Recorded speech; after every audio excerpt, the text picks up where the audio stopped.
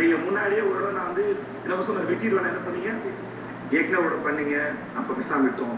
இங்க எல்லாருக்குமே ஒருத்தர் இன்னொருத்தரை ஒரு லெவலுக்கு புஷ் பண்றது எல்லாம் நடந்துட்டா இருக்கு. ஆனா உங்ககிட்ட எவ்வளவு கண்ட்ரோல் இருக்கு முக்கியம்.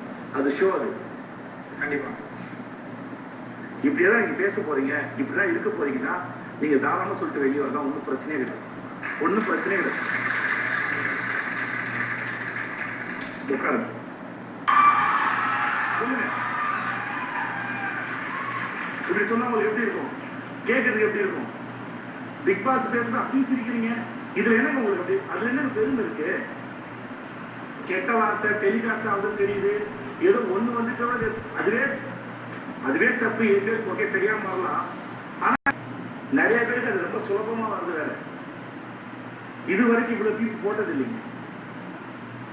அதாவது நீங்க பேசுறீங்க, நாங்க கவனமா பார்த்து டீப் போட்டு ஷோ போடணும் அப்படின்னா உங்கள்கிட்ட அந்த கவனம் இருக்காது.